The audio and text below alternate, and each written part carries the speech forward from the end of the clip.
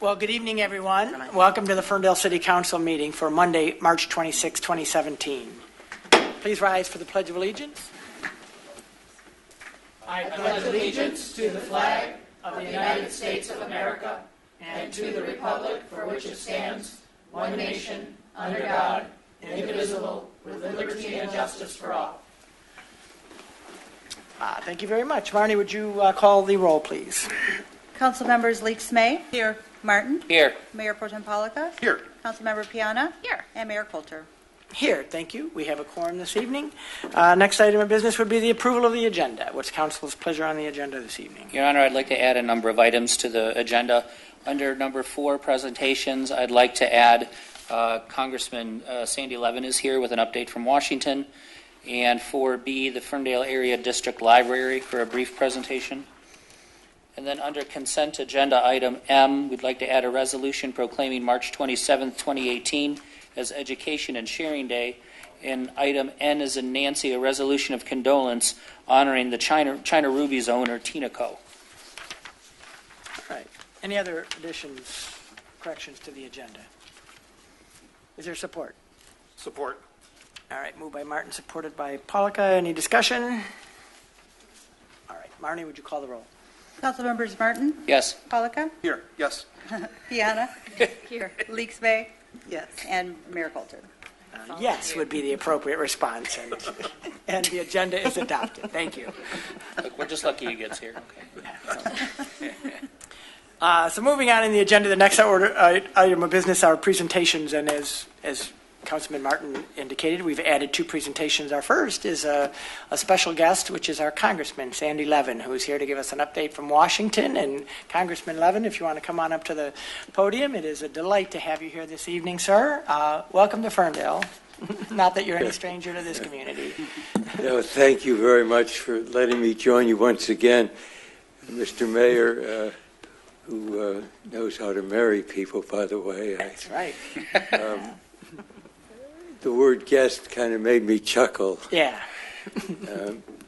I once had a law office here before some of you were born, I think. And I enjoyed it immensely. And I remember in those days the consideration was what would happen when 696 was built. Would there be deterioration of all the communities to the south of 696? And you've proven the meaning of leadership, because the opposite has been true. This community with strong leadership has more than prospered. And it's so much so that now I understand your housing prices are now going back to where they were before the deepest recession in anybody's memory here. So let me just briefly report, because the appropriations bill was passed, and I thought this would be an opportunity to have some back and forth, and I'll be brief and relatively brief and see if you would like to chat about anything. Let me start with the opioid funding. There was a lot of controversy over this bill. As you hear when I report, there were disagreements. The president liked the military part of it, the defense expenditures, but he did not like a lot of the domestic expenditures. And for many of us, it was unsatisfactory to really punish necessary domestic programs. And so eventually a compromise, or it was not only a compromise, but there was common ground, enough common ground found to pass it. And there was new funding for opioids, and our office, and Kyle is here, and Monica is here somewhere, have worked with me on this. And I'll come back to it in a minute when I talk about some of the programs. You mentioned, Melanie, transportation. So there is added money, but it's unsatisfactory. $44 billion for the Highway Fund program, an additional amount, and Michigan's going to receive over $1 billion, but all one has to do is to drive the roads here to see how unsatisfactory that really is. Let me just say a word, if I might, about the COPS program. Yeah. Just a word. I'll try to be very brief. It was in 1994 that I held a conference on the COPS program. It was in Madison Heights, and the Attorney General, Janet Reno, came, and we discussed the COPS program. And your present police chief's uncle was the chief here. And here's what happened very briefly. We sat around the table with the Attorney General, and a number of the chiefs said, look, the COPS program is really now built for applications by a single community.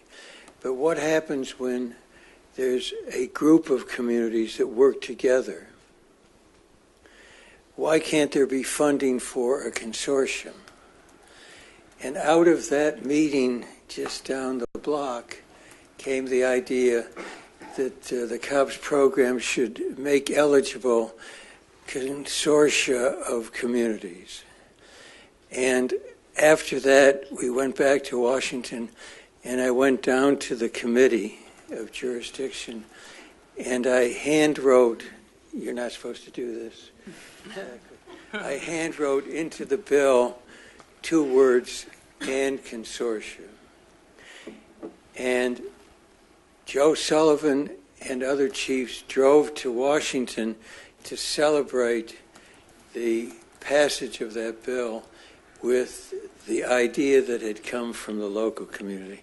So I just wanted to mention that you should be proud of your involvement. And so you haven't received a fund in a number of years, but maybe you'll take another look. The president's budget would have flat funded it, but the bill that we passed increased the money for COPS for local communities. Let me just mention briefly about drug-free communities, because Ferndale is a member of the Southeast Oakland Community Coalition. That funding came because Rob Portman, who was then on the Ways and Means Committee, and I joined together the experience that I had here with local communities and the experience he had in Cincinnati. And we put together an idea of having federal seed money for community anti-drug programs. And it passed. And it's now funded over $90 million seed money for local communities. And the Southeast Oakland Community Coalition is now taking another look, and I think is going to restart and apply for further funding. And I just want to urge everybody, I don't need to in your case, but all of the communities, all parts of it, to join together to support this. And it relates to opioids, because for some reason we didn't understand, I'm afraid, what was happening. Community development block grants, the president's budget eliminated it, and we increased it, as we should have.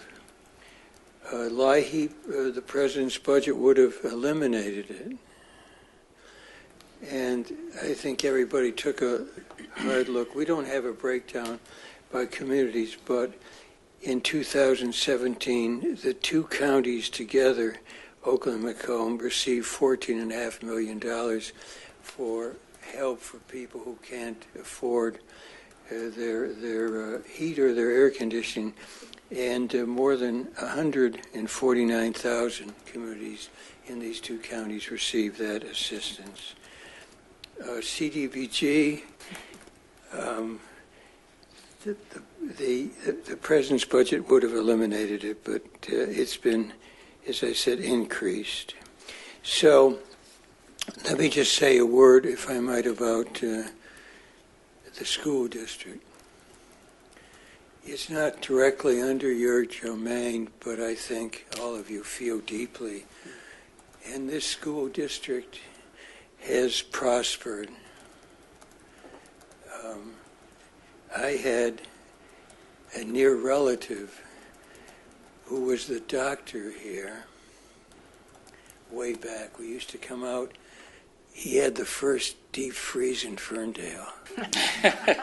And when we came out to the zoo, we went by his place and had ice cream. The school district in those days here was a pioneer in many respects. And the amount of Title I funding for the school district here is $638,000. And the president's suggestion was to cut it. Instead, we increased it. So I'll finish talking about transportation grants because we have increased it, though the president's budget would have eliminated them. So we just need to do something about transportation, about highways, and if I might say so, about mass transit. And I think David, the mayor, knows this. When Vicki and I were married, and I sometimes took the bus downtown, we had one car, and the kids were in school. They came pretty rapidly in the Berkeley School District. There was better mass transit then than there is today. Yeah. And I think we have to do something to rekindle this reality that people can move around without having to drive their cars always. So thank you for giving me this opportunity. I didn't touch on Section 8 housing, but we were able to increase it because you've done an excellent job and received some federal funding for Section 8 for housing here. And I think, if I might say so, you have shown the opposite of deterioration.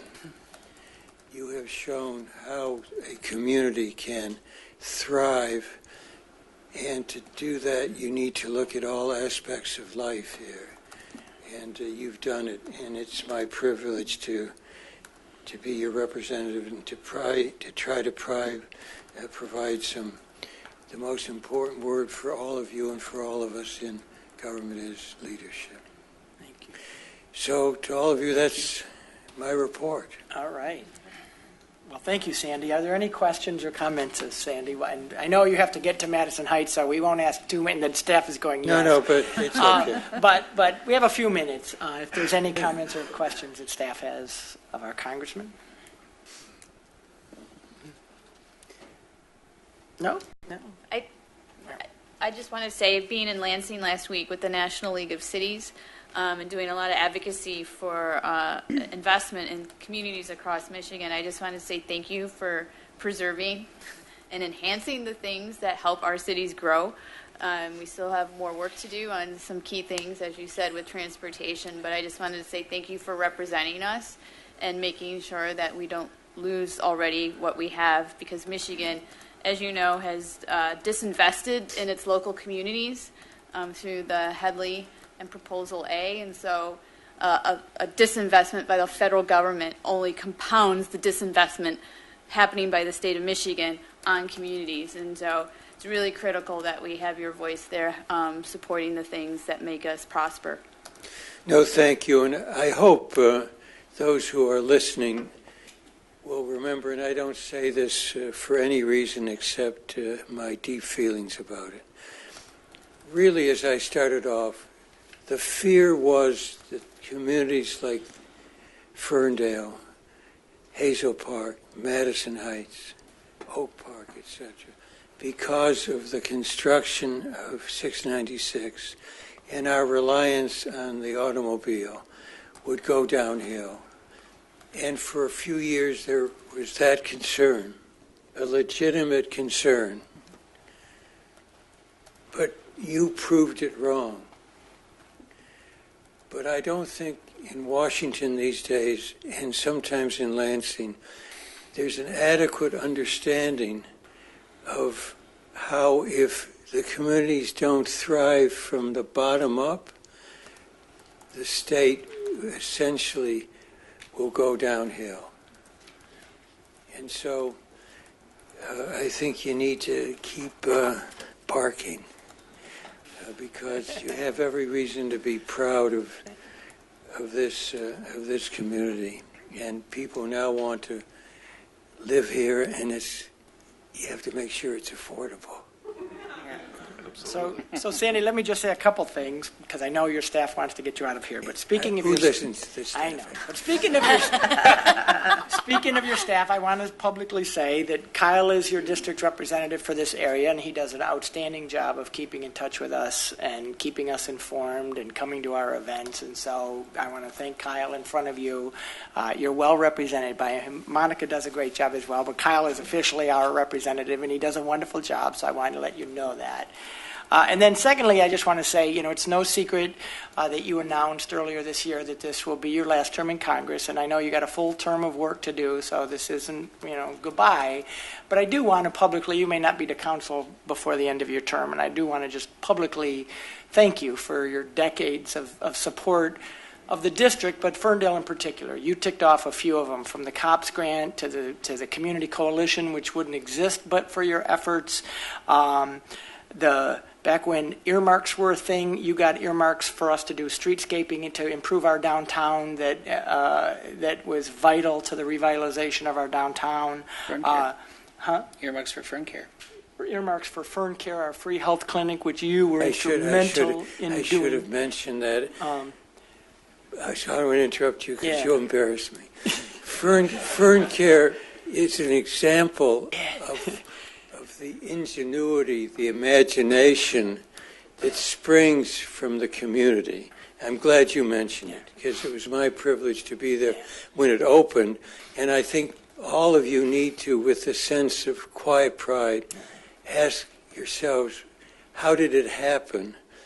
But there are other community facilities here that are unique to Ferndale, right? Yep. And it's a wonderful place, and I've been privileged all these years. From my first year in public life, I told Monica as we drove by, how I had a political note. My first sign when I ran for the state senate was in Ferndale. Yes. And I looked and I saw my name in big print. And I was kind of embarrassed. My name in big print? And now you have some funny figures on that sign. So maybe we'll put something back. Anyway, thanks. Well, thank you. Thanks so much. Thank you, Sandy. Great to see you, sir. All right. Thank you.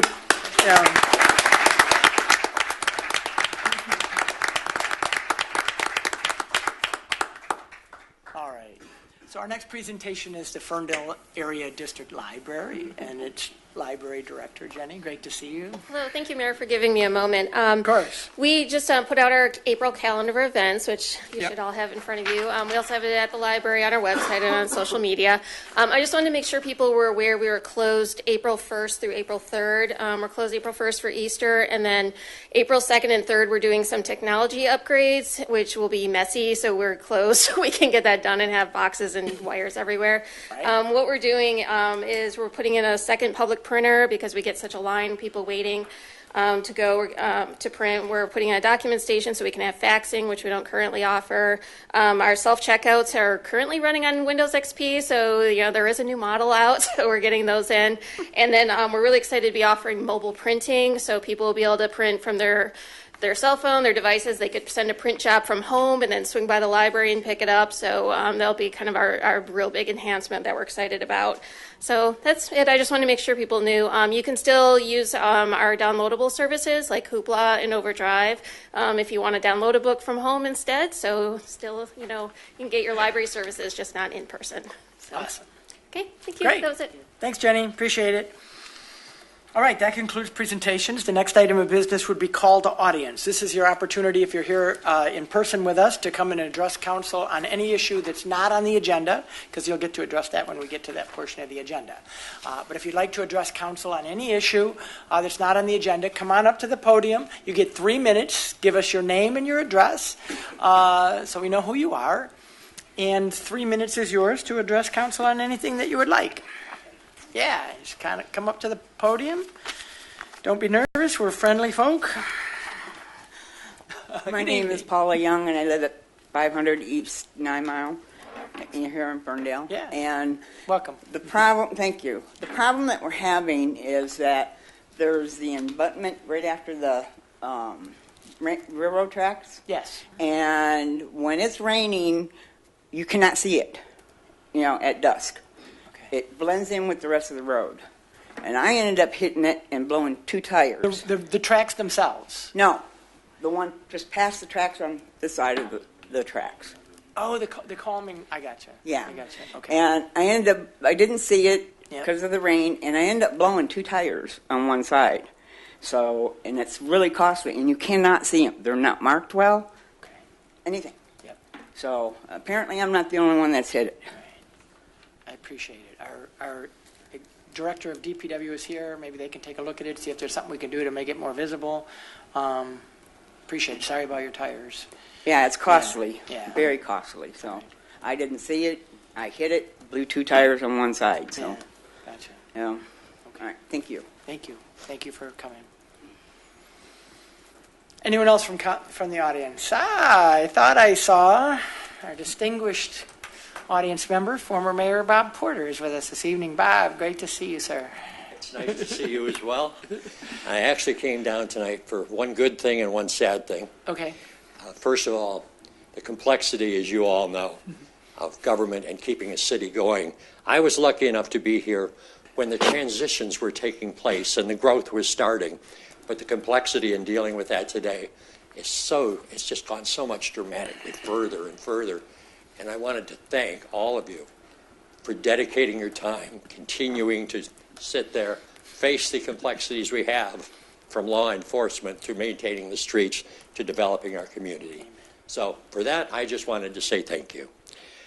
The other side, we thank you as well for your 6 years of leadership as mayor, and I forget how many on council before that, but many before that as well. So, well, Sandy still remembered my hairdo. On the downside, I came back from the funeral home today and spending time with Tina Coe and her family and her brothers and sisters and so forth. And Tina was an inspiration to me. Those of you that knew me back, I was recovering actually from severe head injuries and trying to reestablish myself as a person, yet alone getting involved in the community. And she was one of those people that was there, that always smiled, that always reached out and made you feel happy and that incentive to get something done and so forth. And she's a young woman. She's 52 years old. And I don't know. It's something that I think was very, very valuable. There was not a fully developed downtown at that point. She was there pulling business in and fighting to keep people happy, and by God, they knew that was a place you go in Ferndale to be greeted, to be happy, and to be treated properly. And I want to thank her. I want to thank her family. There is, at the funeral home today, there's a picture out there, the original picture that she and I had taken years back with the original Ferndale pin on that she really got a kick out of. A couple of pictures with you, Dave. Oh, good. And good. I happened to take, and her family wanted that, one of our original pins. I still have a couple of those left. Awesome. And they took that up and put it in the coffin with her, and it's going to go with her. So Ferndale's going to stay with her, and in my heart, she's going to stay with me. So thank you, and for all you that spent the time there. I still think, my God, I want to go out and get some Chicken Amazing or something tonight. And I look in the door, and I don't know what to do. So let's give her the honor she deserves. and thank her for what she did for our community. We're just so you know, later today we're going to pass a resolution in her honor. It's a very small thing, but all of us are heartbroken with you as to what happened, and it's tragic. And we'll be doing a proclamation later this evening. But thank you for sharing that. It's a real loss to the community.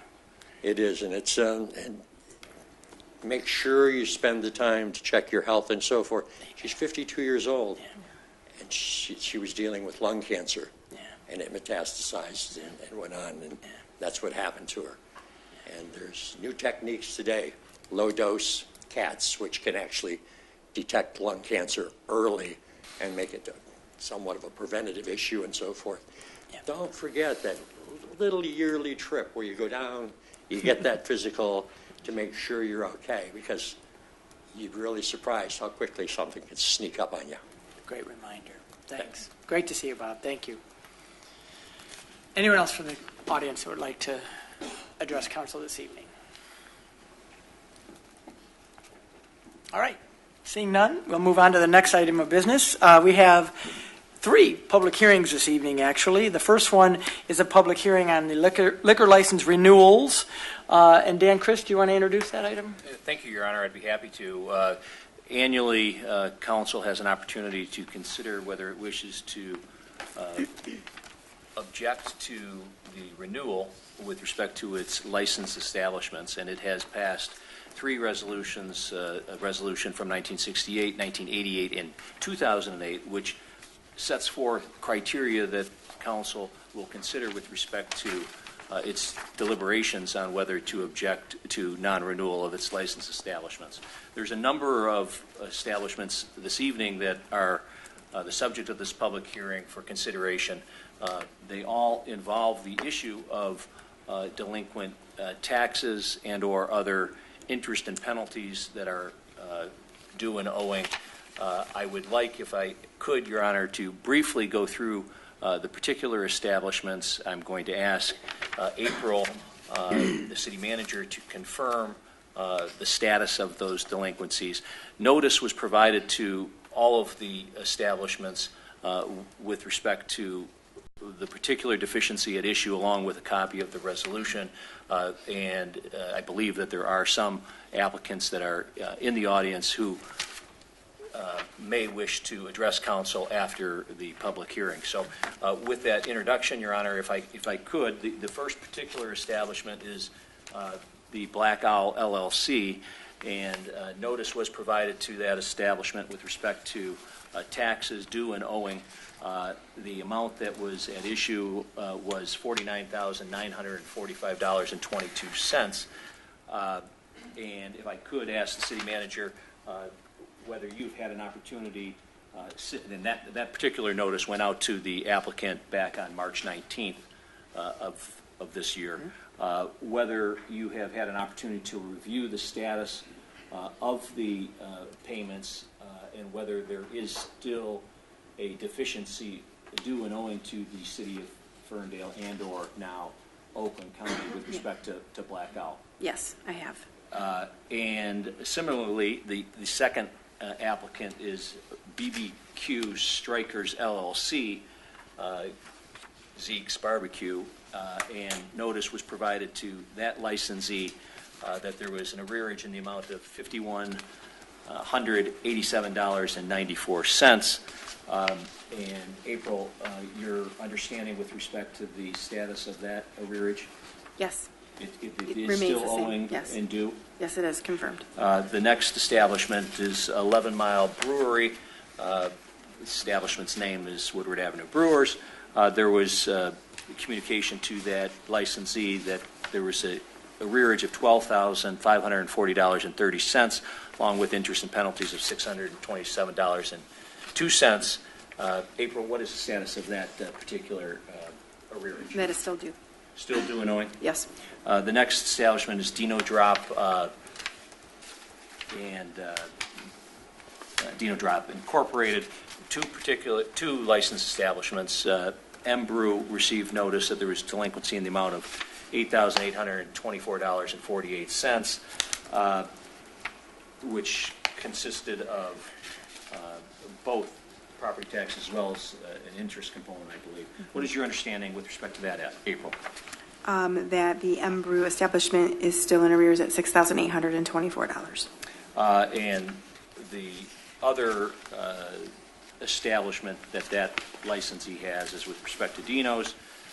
Correspondence was provided to that particular licensee that there was an arrearage of $7,683.03 with interest and penalties of $384.15. What is the status of that arrearage? As you said, it's confirmed. It's still in It's arrears. still outstanding?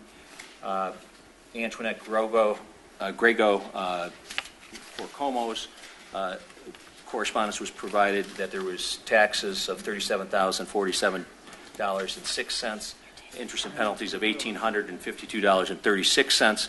What is the status of that, April? It is still in arrears at $37,047. Okay. And then finally, Posh Entertainment, which care of Hazelhurst Associates, there was a communication indicating an arrearage of real property taxes of $22,888.73, along with interest and penalty charges of $1,144.44. April, what is the status of that? They remain in arrears of $24,033.17. Okay.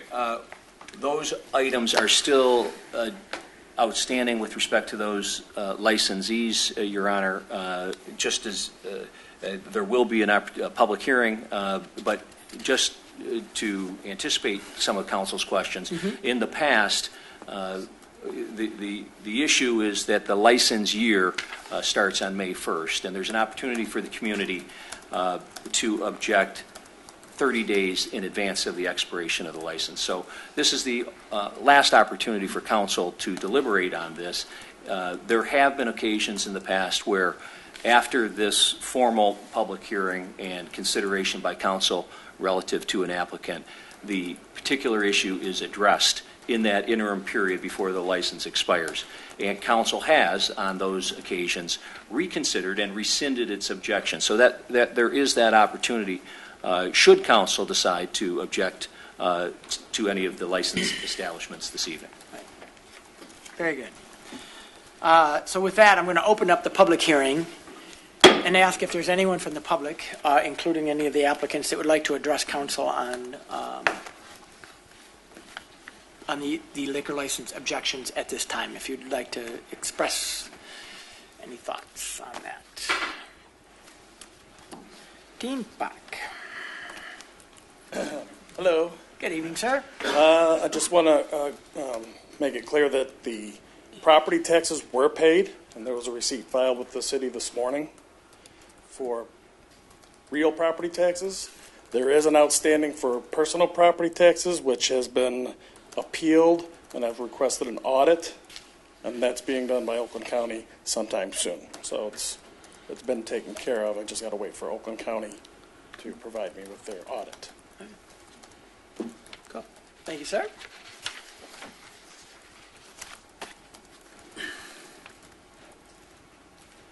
Good evening, sir. Hi, hello. I represent Black Owl LLC, and we are in the process of, we've made a plan with the county.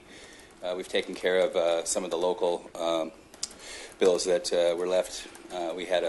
Unfortunately, we left the keys to a bookkeeper that is no longer with us, and so we found a few fun treats, and so now we're jumping in and handling it. We'll be handling it very quickly. So we've got 5 years of prompt payment, and this is an anomaly.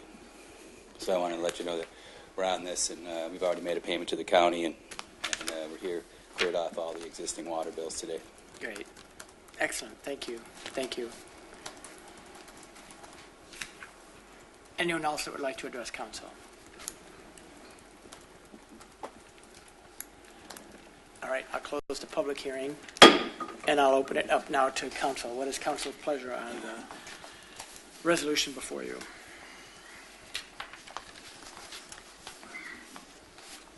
I move to adopt the resolutions objecting to the renewal of the liquor license to establishments that have not yet fulfilled their obligation as of Monday, March 26, 2018 at 5:30 p.m. Is there support?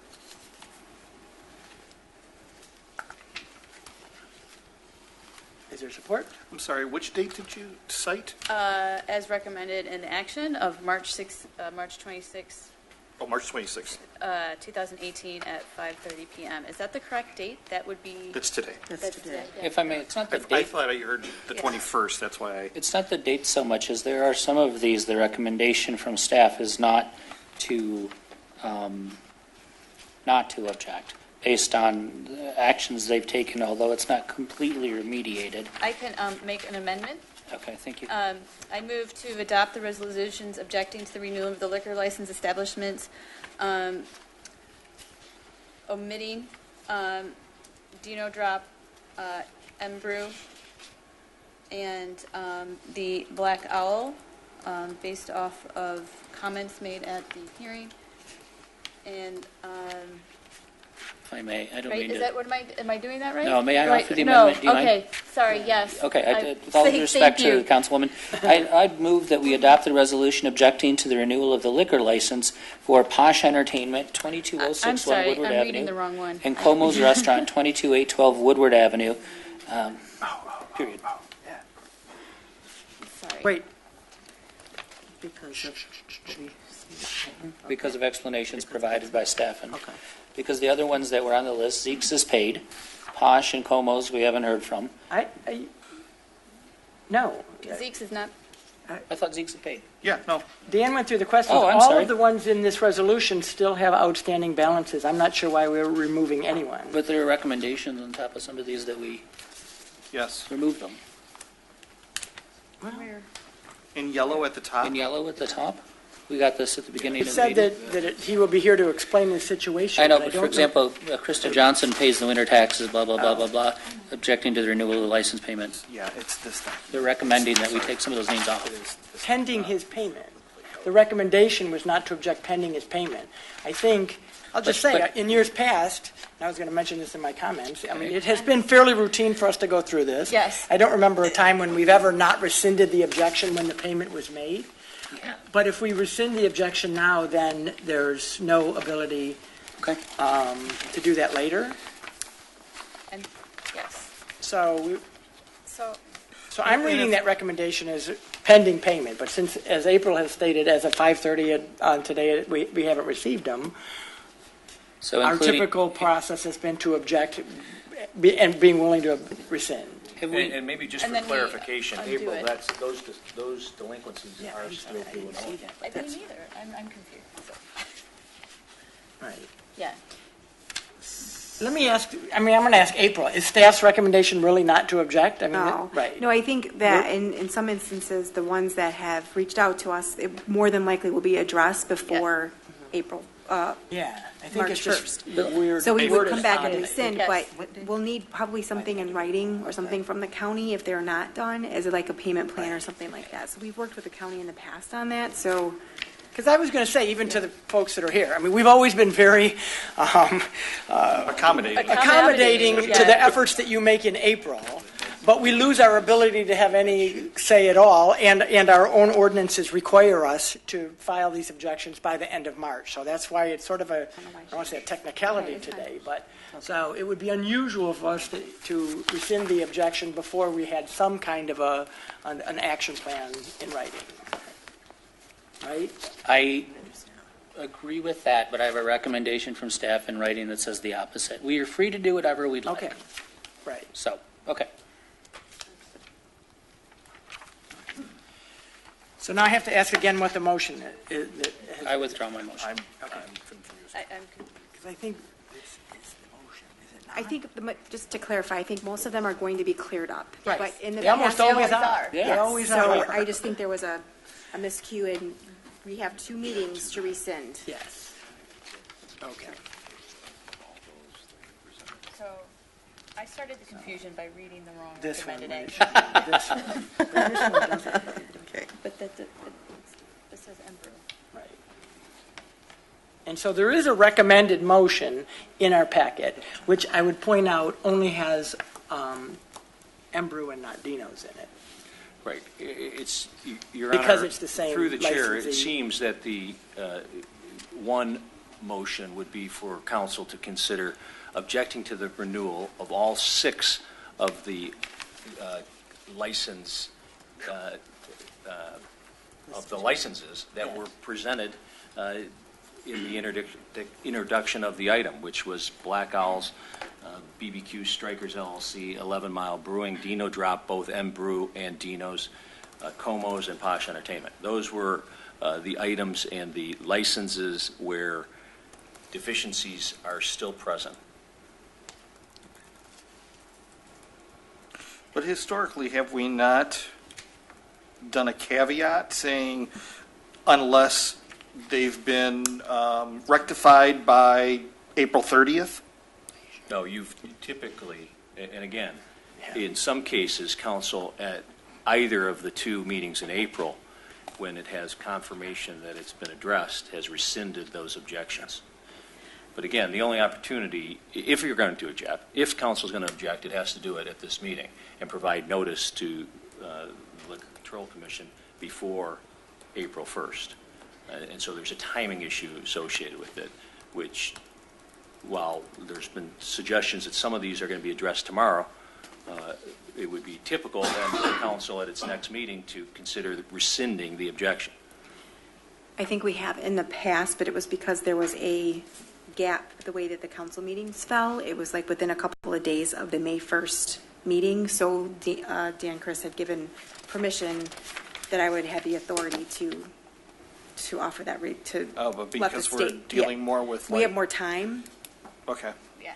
So I just want to make sure that I We have understand. done it in the past, just the way that when the meeting fell. So Attorney Chris, I just want to make sure that I understand that. So by objecting tonight, A communication, a resolution will be provided to the LCC okay.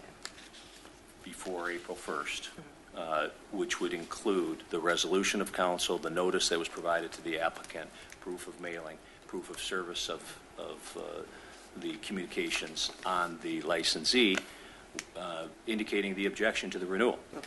But tonight, this is the only time that we will see this. Is that This what is I'm the saying? only time that Will. Okay, so no more notification, even should these be if, taken care of. if they're taken care of after this evening's meeting, it would be brought back to your attention at your next meeting. Gotcha. I To understand. vote to rescind. Gotcha. Okay. But if I may, but in some situations, it doesn't necessarily mean that it has to be paid off. It just means that an agreement has been made with the county to rectify the situation. Some evidence of that would be presented to you. Okay. Okay.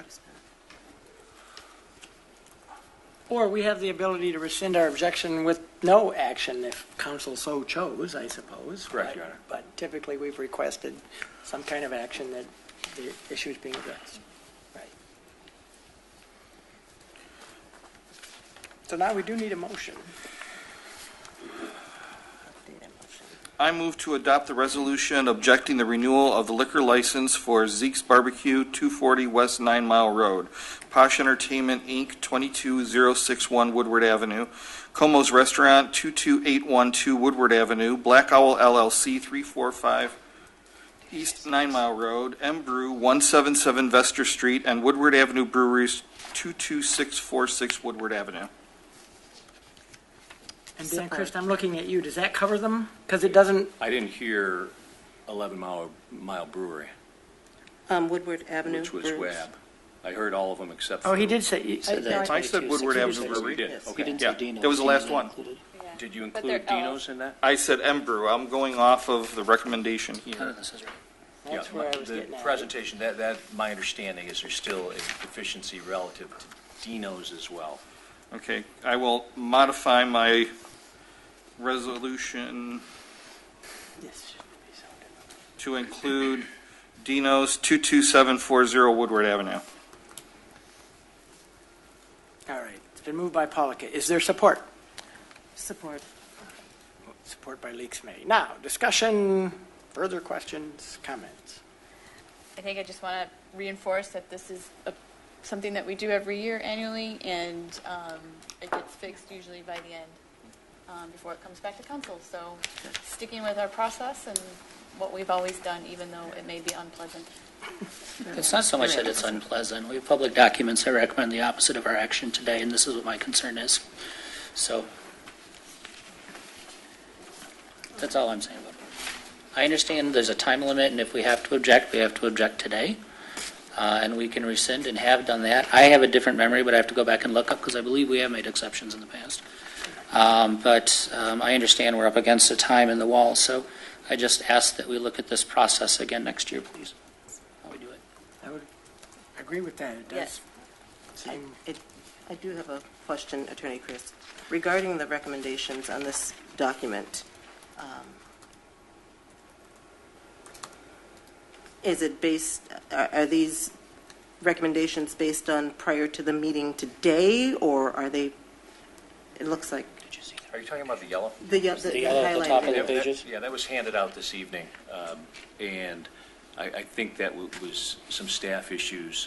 That really doesn't change my recommendation to council, but that was, there has been a fluidness to those that have corrected the violations, the number of licensees that initially received letters that there was outstanding issues, which was much larger than those that were addressed in the presentation this evening. And so I believe those were provided by staff trying to provide kind of an update of just-in-time information of where the process stood regarding some of those applicants.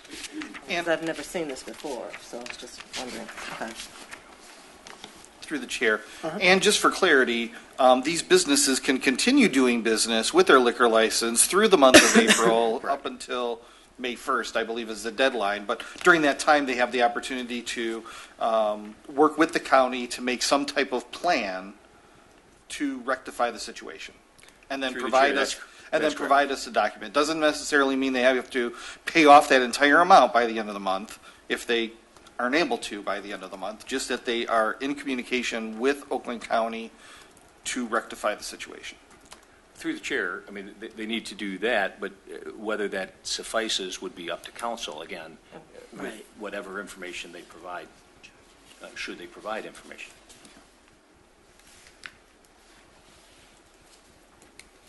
Other questions or comments? All right. It was moved by Polika, supported by Lakes May. Would you call the roll? Mayor Pro Tem Polika? Yes. Council members Lakes May? Yes. Martin? Yes. Piana? Yes. And Mayor Coulter? Yes, thank you. That item is adopted. The next public hearing is a public hearing on the Department of Natural Resources Trust Fund grant application for park improvements at Martin Road Park. And Lorena, you're going to introduce that item, correct? Correct.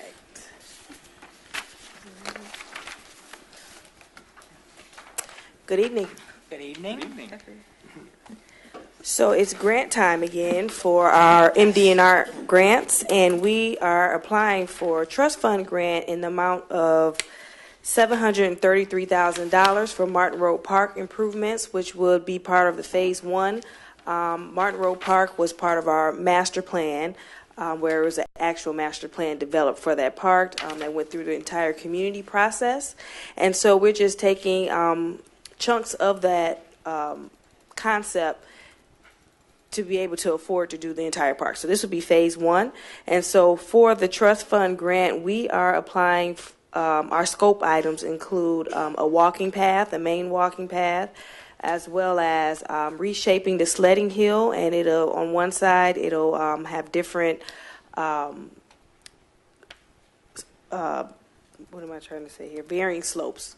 So we have like a bunny hill, a big hill, so different ages and abilities to be able to actually utilize the slope.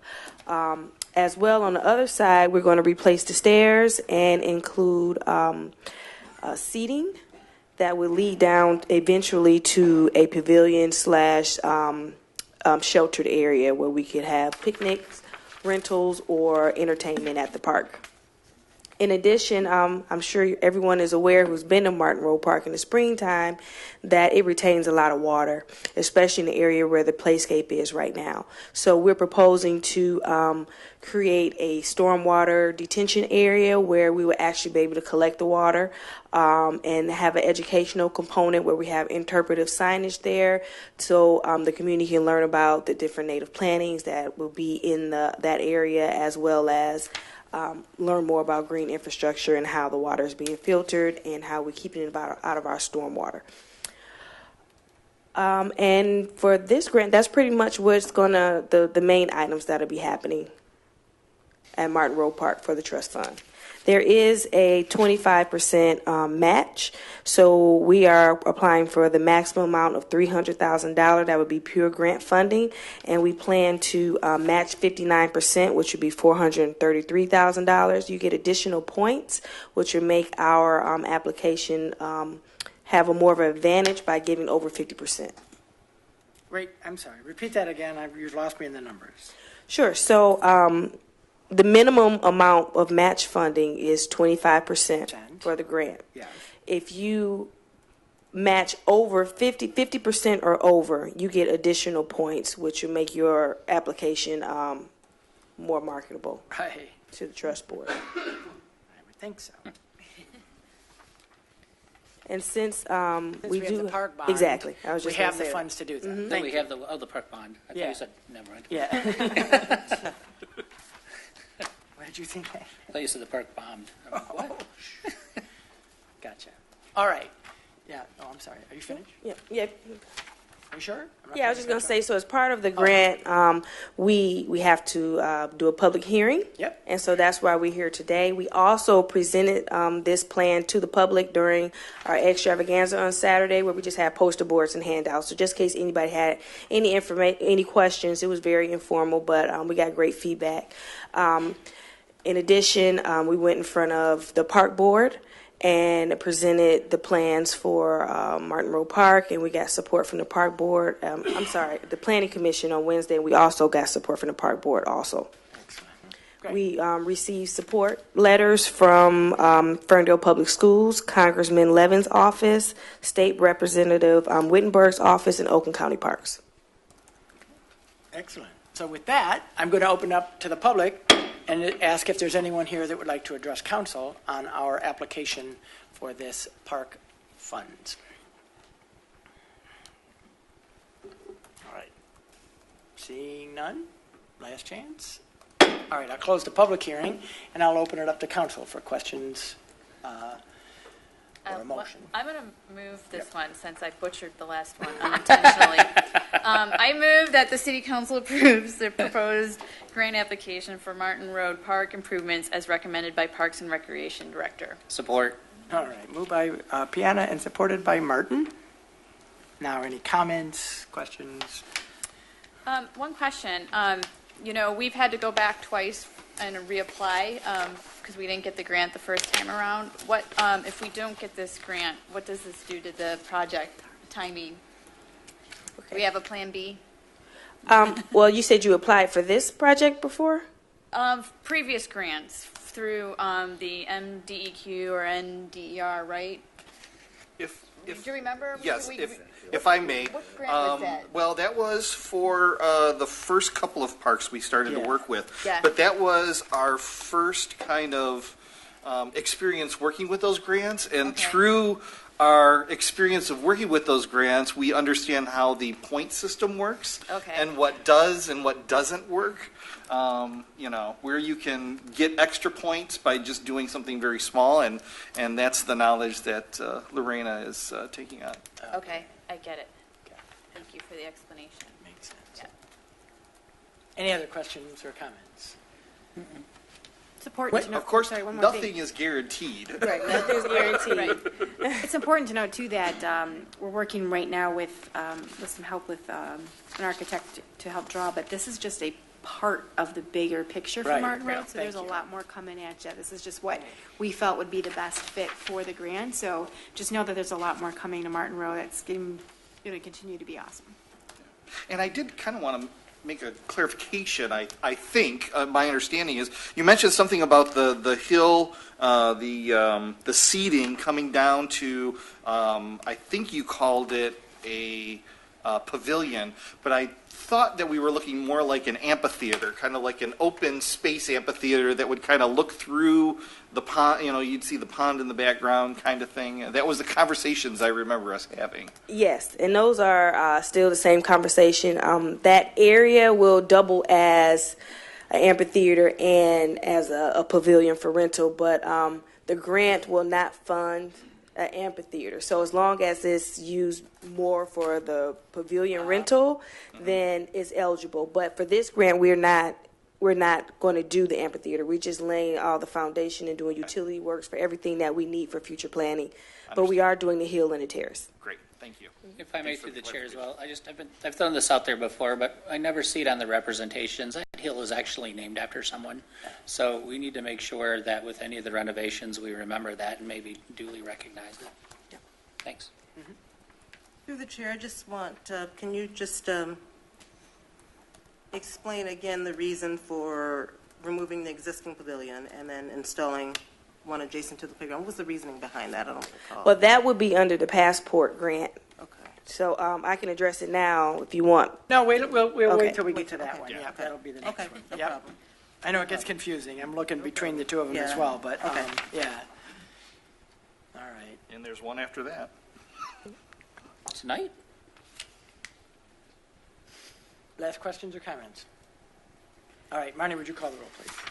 Council members Leaks May, Yes. Martin, Yes. Mayor Pro Tem Polika, Yes. Councilmember Piana, Yes. and Mayor Coulter. Yes, thank you. That item is adopted. Now, our third and final public hearing for the night is the Department of Natural Resources Land and Water Conservation Fund grant for Martin Road Park. And Marina, you'll also explain that one to us, right? Yeah, so this one should be pretty quick.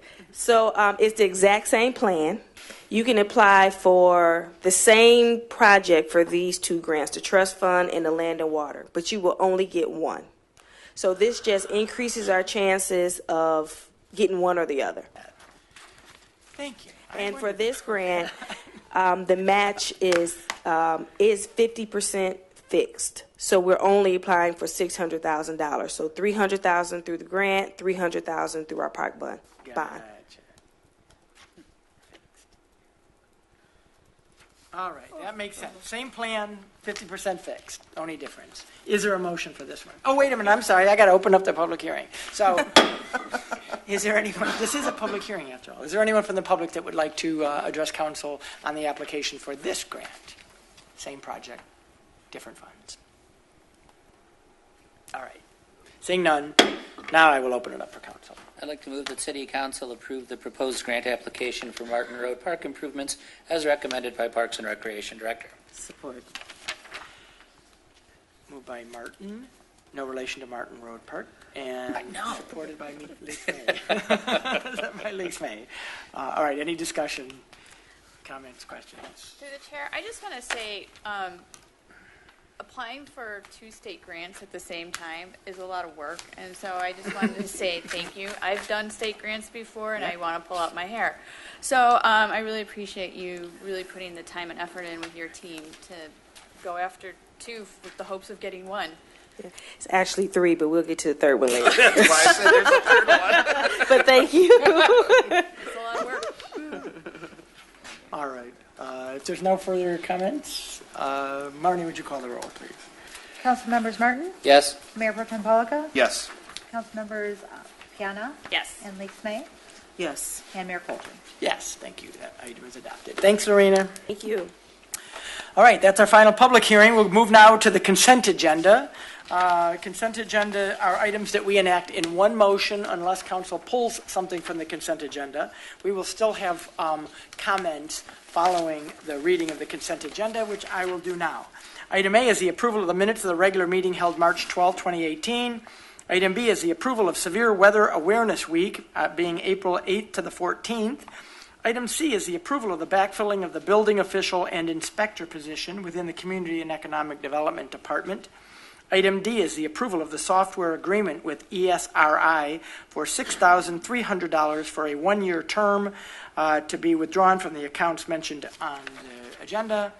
Item E is the approval of the interlocal agreement for IT services dated 3/26/2018 between Oakland County and the City of Ferndale to replace the 2015 agreement and to direct that notice be given to Oakland County terminating the 2015 agreement once the 2018 agreement is fully executed.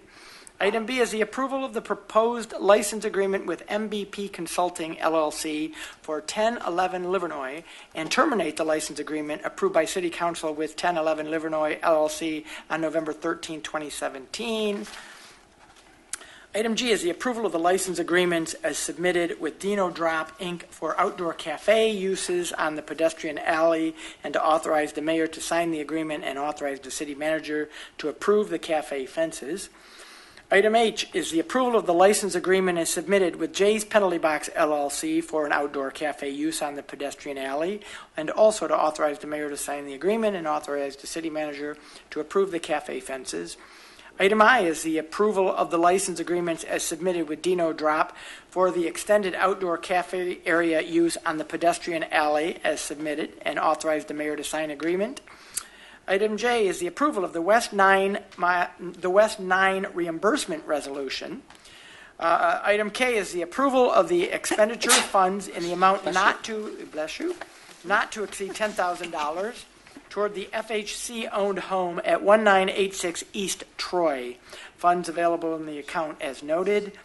Item L is the approval of Crystal Glass Inc. proposal in the amount of $8,450 to remove and replace 2 City Hall doors and frames, interior upstairs, back, and exterior west side, and to authorize the DPW interim director to sign the proposal to be charged to the general fund facilities maintenance account. Item M is a resolution proclaiming March 27, 2018 as Education and Sharing Day. Item N, a resolution of condolence honoring China Ruby owner Tina Ko. And finally, item O is the approval of the bills and payroll as submitted by the city manager's office, subject to review by the council finance committee. Through the chair, I'd like to make a motion that we accept the consent agenda. However, item G and I are duplicative, so I'd like to take one out. G and I. It's the same thing. Is that correct? One's Dino Drop and one, Dino Drop. oh, G and H. I is J's penalty box. G No, and on the I. revised agenda, it's G and I. G We and have a I. revised. Sorry. And, okay, that's a fine. great catch, but one of them, there is a slight difference. One of them authorizes the mayor to sign the agreement and authorizes the city manager to approve the fences. The other one does not mention the city manager. Which one should we eliminate? If I may. Excellent question. Yes, Martin. Cindy from DPW, DDA submitted these. They're things that we do annually. The number I, letter I, is for special events in addition to the regular cafe uses. No, So okay. those are for special So they are event distinctly days. So different. there is a distinctly different, and I apologize for the resolution, or the motion not being. No, duly communicated noted. with that. Yeah, no, So I will amend my motion that we accept the consent agenda as presented. Support. moved by Martin and supported by Polika. All right, now, is there any discussion, and I'll start with the public. Is there anyone here from the public that would like to discuss anything on the consent agenda? And Rabbi, I'm looking at you.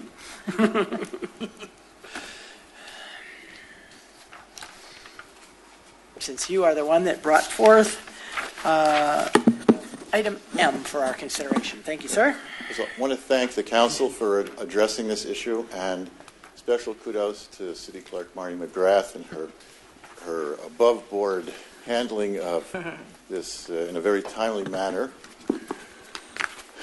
40 years ago, the Lubavitcher Rebbe Menachem Schneerson requested that the Congress issue a decree, a proclamation proclaiming a day, Education Day, to bring light to the need for education and educators, education systems, to be involved not just with academics, as we call STEM core academics as they are now, but to include in it also the teaching of values and the importance of humankind. And we call it in Yiddish Menschlichkeit, as it's referred to. The proclamation was adopted in 1978 by 535 members of Congress. It was signed by President Carter, and such proclamations have been adopted by the federal government for the last 40 years, including one which will be adopted tomorrow in Washington, D.C.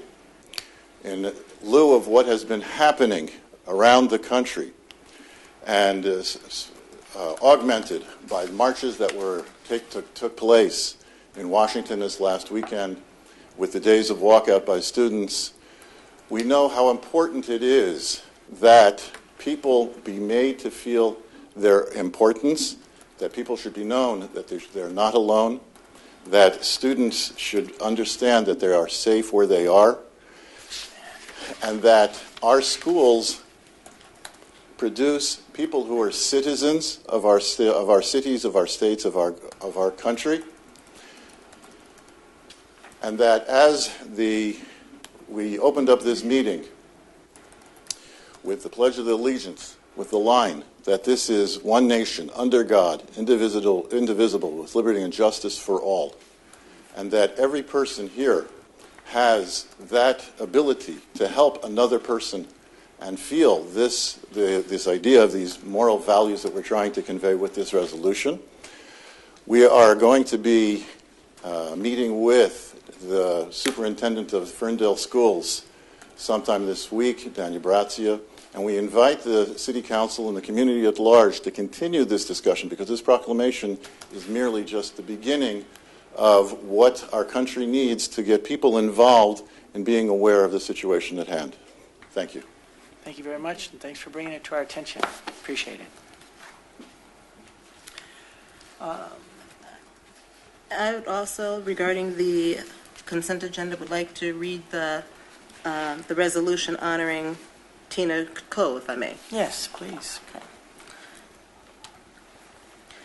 All righty. Mayor David Coulter, on behalf of the Ferndale City Council, extends the city's condolences to the family of Tina Coe. Born in South Vietnam, she relocated to the United States with her large family in 1979.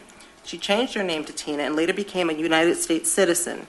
Tina owned China Ruby restaurant for many years and served this community with humor, kindness, honor, and dedication. Tina was a credit to her family and to the city, and was highly regarded by the Ferndale business community. It is with deep sorrow that we mourn her loss. That's it. It is with deep sorrow that we mourn her loss. Yes. And a big loss it is. Truly. Thank you. Appreciate it. Other comments or questions on the consent agenda, either by the public or by council? All right, Marnie, would you call the roll, please? Council members Martin, Yes. Mayor Pro Tem Pollico, Yes. Council members Lakes May, Yes. Piana, Yes. and Mayor Coulter. Yes, thank you. That consent agenda is adopted. Moving on now to the regular agenda, we have 3 items on the regular agenda. The one that has been alluded to, item A, consideration of a Department of Natural Resources Recreation Passport Grant for Martin Road Park. I guess the difference is it doesn't need a public hearing, is that right? That's right. Okay. This one.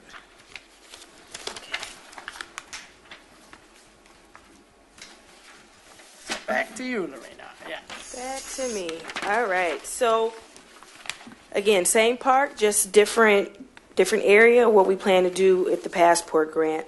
The passport grant, we are applying for a maximum of $150,000, and it's a 25% match, but we are going to match 59%, which will bring it up to $315,100. So $150 from the grant and $165,100 from the park bond. Excellent. And for this project, we are proposing to do improvements on the southeast side of the park. We already received the 2015 MDNR Trust Fund grant where we did paths on the west side of the property, but now, and we did a playscape on the southeast side. So we plan to do an expansion of the play area where we'll add more play amenities to actually build that out. In addition, we'll add a walking path and a picnic pavilion. There is an existing pavilion there. To my knowledge, the pavilion may be close to or over 20 years old, even though it's in okay condition now. However, thinking forward in our future planning, this area here is where it's also proposed that we put a splash pad, And so it'll be built out even further, and that's in the area of where the pavilion is and the accessory building. So we want to, again, expand this area, and then we want to build a new pavilion that'll be adjacent to the new play area, and a water fountain and other amenities such as benches and trash receptacles and lighting as well. And you said we're going to do, I'm sorry, oh, bless you. We're going to do 50, what'd you say, 9? It's about 59%. About 59%. And that includes the engineering fees. Okay. Okay. I'm right. sorry, 52%. Oh, I'm sorry, 52%. Just want to be accurate. All right, are there any questions, or a motion would be in order before comments? I move that council approves the proposed grant application for Martin Road Park improvements as recommended by the Parks and Recreation Director. Support. Moved by Polika, supported by Leaks May. Now, questions, comments? Did the Parks Advisory Group see this as well? Yes, they saw the entire plan. Yeah, yeah. Mhm. All right. Yes. What, you know, I Excited think, for the renovations. I forgot to ask you, when do we expect to hear on any of these or all of these? So based on my experience from the 2017 grants for Geary and Wanda, we were notified that we were awarded the grant, I want to say late January. Okay. So for those grants, we're still waiting on the governor to sign it into law. And then once we get that, we'll have our official notice to proceed. So I'm assuming by May-ish or April, May of 2019, we should know, or we should have our approval to proceed, and we should know in January of 2019. Excellent. Thank you. And these grants, this grant doesn't compete with the other grants. Okay. Other final questions or comments? All right, Marnie, would you call the roll, please? Councilmember Piana? Yes. Leaks May?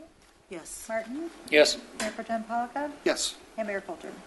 Yes, thank you. That item is adopted. Thanks, Lorena. The next regular agenda item is item B, consideration of local site remediation revolving loan fund payment for Robertson Brothers. And Jordan is going to introduce that item. Come to collect, huh? Evening, Council. Yes, the mayor is correct. This item is, you may have recalled that the Robertson Brothers are doing those 100 units throughout town. This is for the Taft site, which is the 72 townhomes just north of Garbett Park.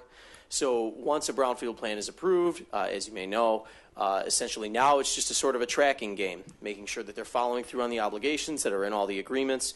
And so one of the first steps for Taft in particular as part of their agreement is this upfront payment of $385,000, which is a loan that is repaid from the tax capture. And so this money comes out of the Brownfield Authority fund, where those funds exist for this express purpose, is to support brownfield projects. So this was in the development agreement, and you can see in your packet, CED department kind of looked over. They had a submittal that they sent as developers. We audited that against what they actually submitted and kind of made sure we compared all the line items, made sure everything was sort of in order, and it was. All their elements were legitimate. And so you can kind of see how we audited that and what CED and finance will do over the life of this 20-year brownfield, although I apologize, this one's 17 years. We'll track each year, and we'll be providing these kind of updates to the Brownfield Authority, to City Council. And while this payment is upfront as part of the revolving loan fund, future payments will be dependent on whether or not there is sufficient tax capture. That's sort of the risk that's inherent to a developer in these projects. So this one goes out because they have the eligible expenses. Everything else is sort of year by year. And with that, if you have any other questions on this, that's why I'm here. Was this one contingent on meeting any kind of benchmarks or? Just the expenditure benchmark. So correct. So they're allowed to submit not more than once quarterly reimbursement statements. So they submitted just about $450,000 worth of expenses, and typically with the upfront payments, they're covering things that coincidentally have occurred on the Taft site. So it's the demolition, the site work that's happening, the plan prep, and it usually takes care of those initial costs, which a lot of those activities have occurred. All right, so are there questions or a motion? I move that City Council approve the payment of the LSRRF contribution of $385,000 to Robertson Brothers Homes for the reimbursement of eligible activities on the Parkdale Towns project from the available funds in the Brownfield Redevelopment Authority account. Support. Moved by Piana and supported by Martin. All right, now, any comments, questions, concerns?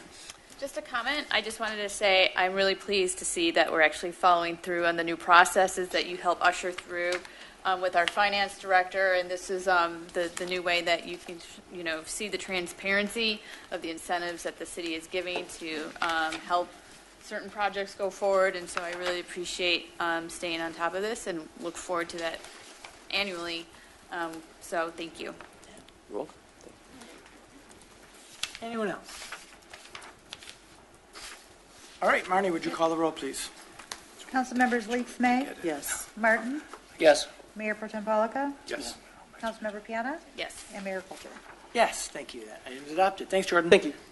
All right, item C, our final regular agenda item is the consideration of the pavement improvement program. Is that Carlos? Yes, sir. Good evening, everyone. Good evening. 2018 pavement improvement project.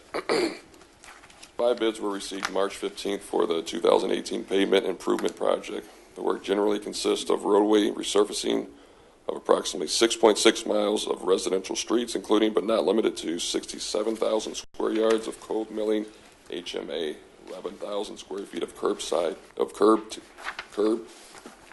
and gutter replacement, 23,000 square feet of sidewalks and ramps, 40,000 tons of HMA surface, drainage structure adjustments, pavement markings, and associated work items. The low bid of $3,555,656 was submitted by Florence Cement Company out of Shelby Township, Michigan. The expense will be charged to Road Park Bonds Capital Account number 450-000-977-700. Scott Wrangler's here from Gilson Webster to answer any questions you might have, along with myself. All right. Are there questions of clarification or a motion?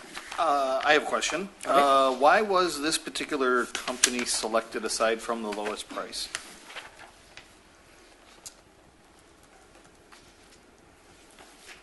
And do we have a history with the company? And do we know their background in regards to quality of work? Thank you. Florence Cement Company was the apparent low bidder, and we're the qualified low bidder. We did review a couple of their references, and they were also the contractor from the 2017 pavement program, which we felt they did a satisfactory job on. Okay. Scott, I've never asked you this before, but it just occurred to me now.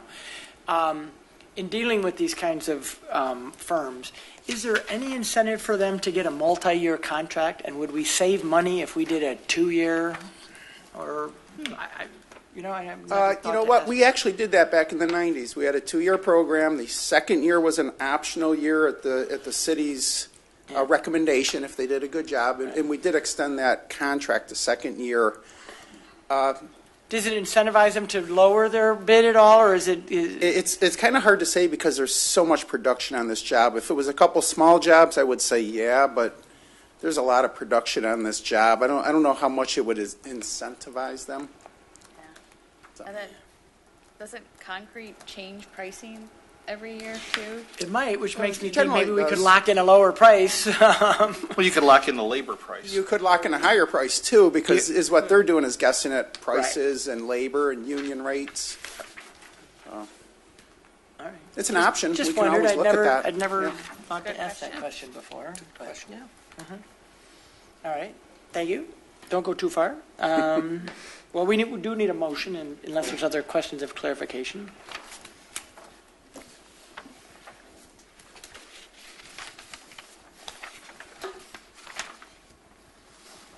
I move to approve the low bid of $3,555,656 of Florence Cement Company to perform the 2018 pavement improvement project, and the expense charged to Road Park Bonds Capital Account as listed.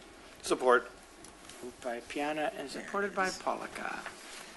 Now, other questions, comments, thoughts?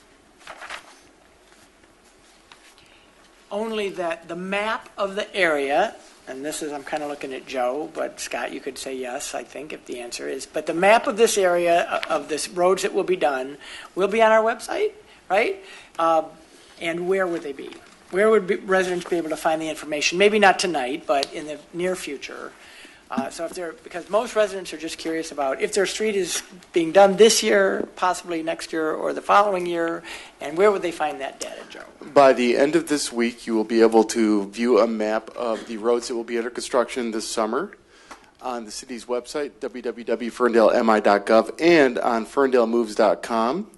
That will be posted by the end of the week. Thank you, Joe. Other questions or comments? Kara does work with DPW as well to ensure there's some kind of communication and coordination with those people that have that work being done on their streets as well, so they will be notified directly. Great. All right. Marnie, would you call the roll, please? Members Martin? Yes. Mayor Pro Tem Polika? Yes. Councilmembers Piana? Yes. Leaks May? Yes. And Mayor Coulter? Yes, thank you. That item adopted. Thank you, guys. Appreciate it. Carlos, while you're up there, anything for the good of the community from DPW? We'll just go right into call to council. Huh? You do? Oh, you're going to let Dan handle that. Okay. All right. We all know Dan. Yes. How we do? About that time of year again for us to start picking up curbside yard waste. Yes. That will begin next week. I know we've been getting a lot of calls at DPW. Those couple of warmer weekends we had, a lot of people got out there and got their leaves, and hate to have to tell them they had to wait to put them out, but that will officially start next week, the week of April 2nd. We are waiting to hear from Sakura when we will be receiving the compost. Frost laws recently got lifted, so we should be hearing from Sakura to get the compost out in the parks here within the next couple weeks. We will get with Kara to announce that when residents can start getting their compost, and that is what we got from DPW right now. Thank you. Great. Actually, any questions? Yep, yeah. I do. Did you say that frost Frost laws for yeah. Okay, so now we can do concrete construction on roads and all that good stuff. Wait for the trucks. Bring compost in. Too heavy to drive on But the usually road. the frost, it also has to do with digging too. So, correct me if I'm wrong. In order to do ground construction, you have to wait till the frost law is lifted, right? Not necessarily. Not necessarily. No, usually the frost laws have to do with the tonnage of the trucks going along the roads. I mean, it depends on what you're doing, what kind of construction, but it depends on all of that, but typically the frost laws have to do with the trucks going over the roads with the heavy loads. Okay. I mean, you can still do construction, but if you can't get the trucks there, that's usually what starts it. So yes, you are correct in somewhat in that this does start construction season. So. Okay. Thanks. Thanks, Dan.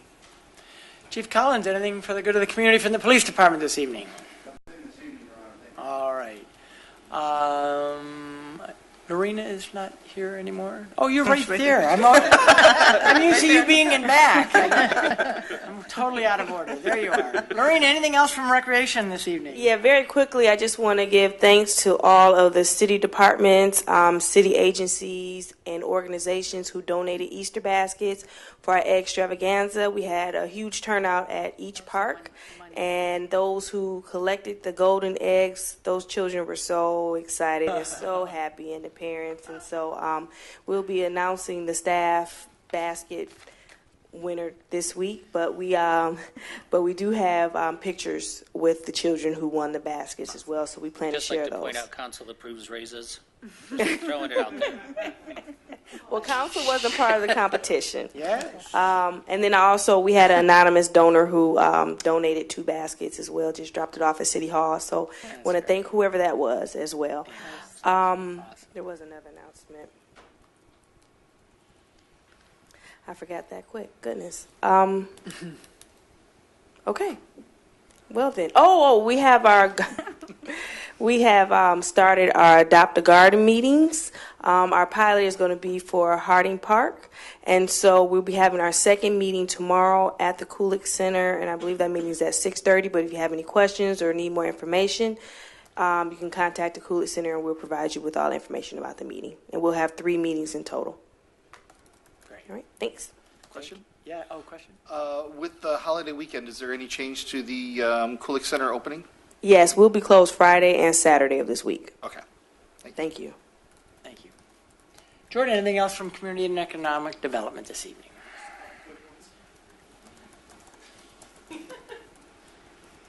Cheryl just asked me if I could take my time with these, but I want to stay employed, so I'll be brief. Just a couple quick announcements. In case you missed it, on Tuesday, the 20th, the Iron Ridge Holdings Company, which they own the property where Urban Rest is, they're doing the project over at 10 in Bermuda. They organized a project with a Ferndale startup called Pathway Events. They had it was basically an expose for young 8th graders to get exposed to the trades. And they had about 180 students over at 2330 Gainsborough, if you could believe it. They packed them all in. Ferndale Electric was there.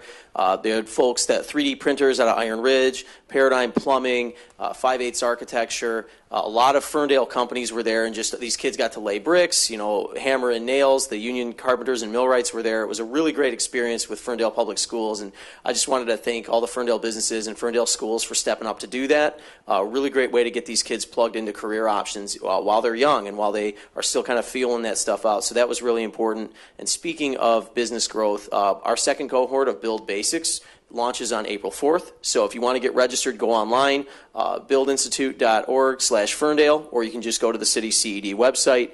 The classes were full last time. There's still a few spots left, so if you want to reserve your space, get online, get in there today. There's those opportunities will be meeting every 2 weeks, starting on the 4th. Oh, actually, through the chair, Jordan, for that meeting, for that was it Building Basics? Oh, are you talking about Build Institute or the thing on the 20th? On the 4th. Oh, that'll be, yes, that's the beginning of Build Basics. That's their sort of crash course for how to start a business, how to organize your idea into a business plan. They also do monthly, what they call Grow Roundtables. So that's sort of peer-to-peer networking. If you're already in that space of owning a business and you want to learn from folks that are more established or just commiserate with folks that are going through it with you, that's what Grow Roundtables are about, just sort of a peer-to-peer support group. And then the Build Basics are introductory classes on how to start that business or how to get to a point where you're ready to start one. And it's for anyone to join. You don't have to be a business owner. You don't have to be, no. Okay. Mm-hmm. Cool. All right. Chief Sullivan, anything from the fire department this evening? Nothing tonight, Your Honor. All right. Cheryl, anything from the finance department? No. Kara, anything from communications this evening? Nothing this evening. Not a darn thing. All right. Joe, how about anything from the assistant city manager's office? Nothing this evening. Pictures of your adorable daughter or anything? No.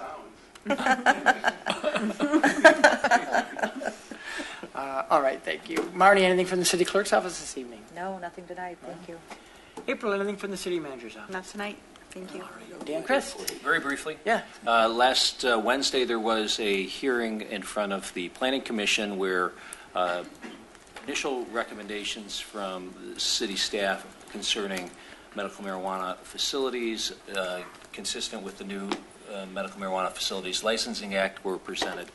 The Plan Commission had certain suggestions and wished to consider the issue further. The matter was tabled and directed back to staff to further refine and consider some other additional issues, and with the goal of bringing it back to the Planning Commission in April. And so just that's the status. After it goes back to the Planning Commission, hopefully there will be something being brought to council on that subject. Gotcha. Thank you. Councilman Martin. Grant applications from the Ferndale Community Foundation will be available beginning Tuesday, April 3rd.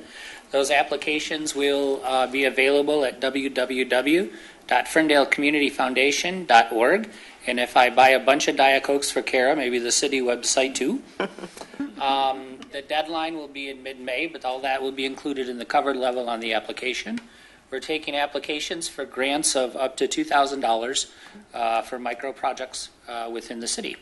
So I'd encourage you to apply. If there's any questions whatsoever, please call me at 248-672-4067. And again, you have to be a registered 501(c)(3) with a project in the city of Ferndale benefiting Ferndale residents to apply.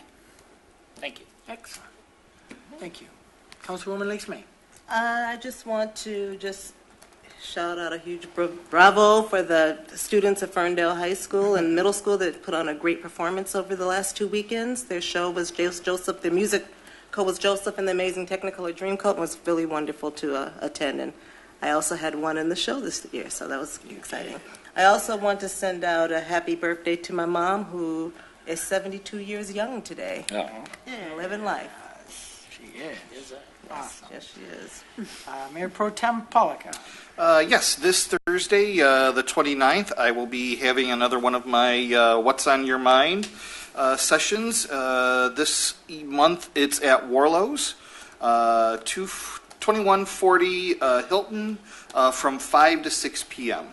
So if you're not able to make council meetings, or you're just not comfortable coming up to a podium, but you want to talk about some things that are going on in the city, please stop by and we can sit down and chat. And the other thing is just want to wish everyone a happy Easter and a happy Passover. Excellent. Thank you. Councilwoman Piana. Yes, so I have quite a few things tonight since I wasn't here the last time, so wanted to catch folks up on a couple things. I had the opportunity to go to the National League of Cities Conference in Washington, D.C. A week and a half ago through the Michigan Municipal League, which is covered through the MML, as I am the vice president of the board. And I just also wanted to say thank you to council for allowing me to represent Ferndale from a regional perspective and from a statewide perspective with MML. I'm having a lot of fun. I'm learning a lot and hoping to bring back ideas for this council to consider.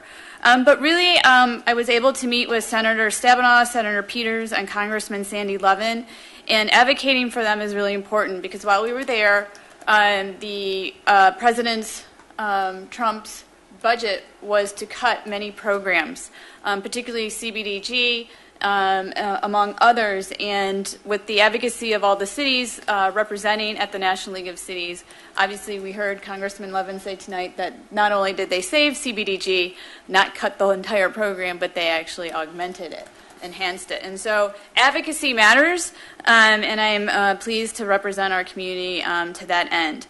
There's one thing that I would like to bring back for the city manager and Kara to help consider. Quite a few years ago, Councilman Polika brought together a National League Cities program from the sewer line repair. There's another program that, as a member of NLC, that this community, our community, is eligible for at no cost to Ferndale, and it is a discount prescription drug program. So residents of our town who lack insurance or whose insurance doesn't cover the drugs they may need can be part of the National League of Cities prescription drug discount program, and it's no cost. Basically, residents can save an average of 24% off the full retail cost of prescription medication.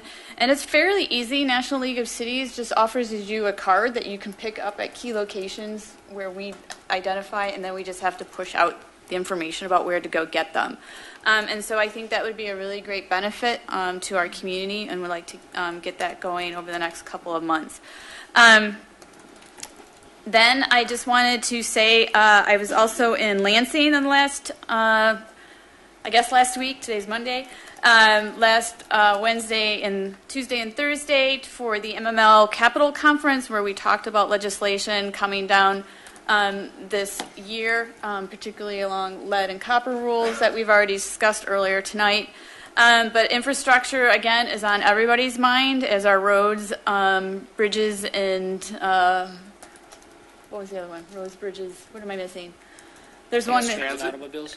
Yes, all of it. All of it. All of it is underfunded, and just trying to make sure that we advocate for more investment this year. But I also wanted to say kudos to our assistant city manager for working with MML on the soft cell. I don't know how to describe it. Soft cell tower placement of the small cell site. Yeah. Ferndale, because of our early adoption with AT&T, we were one of the leading communities to help craft and guide that legislation to have a better outcome for the city of Ferndale. And finally, or the last two, I just wanted to say and announce that There is a march on March for Our Lives Ferndale, March 31st at 3 p.m. at Affirmations to Geary Park for our young aspiring leaders to voice the change for more common sense gun laws. And since I participated, it was in the March for Our Lives down in Detroit, I think I was inspired and full of energy from the advocacy seen from our young people in our communities. Leading into the next thing I wanted to bring to your attention is Bridge Michigan. I got these through the MML conference, and since it's a pretty significant election year with a majority of our state reps are term limited, as senators we have a fairly large changeover in representation, and the Bridge Michigan has produced something called the Facts Just Ahead. And it's a facts and issue guide that covers healthcare, safety, workforce development, infrastructure, schools, and a ton more about where Michigan stands within comparison to other states. But it really is a good briefing document, and you can go to Bridge Michigan, I think bridgemichigan.com/special reports, and you can get the Michigan Facts Guide there to become a more educated voter on what's going to be on the ballot, or more, what are the issues that are going to be discussed over the election cycle this year. And then finally, I thought this was pretty critical as part of the election cycle, and this is all nonpartisan, is how to spot fake news to go with your facts and issue guide.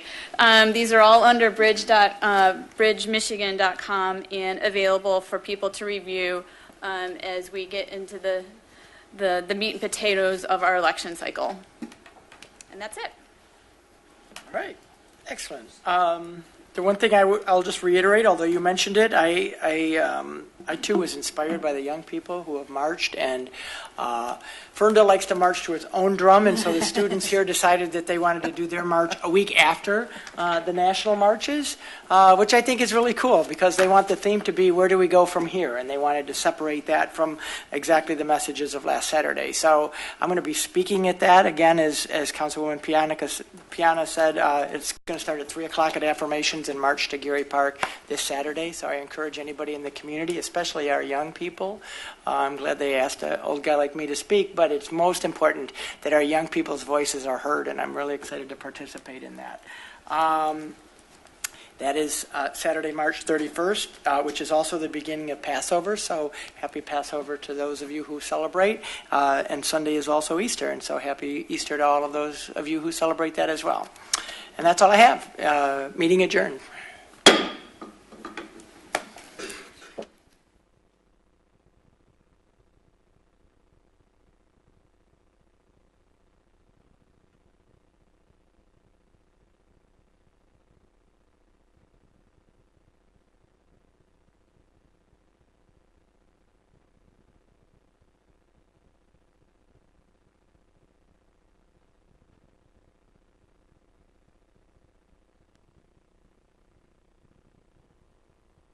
Total info, dailies.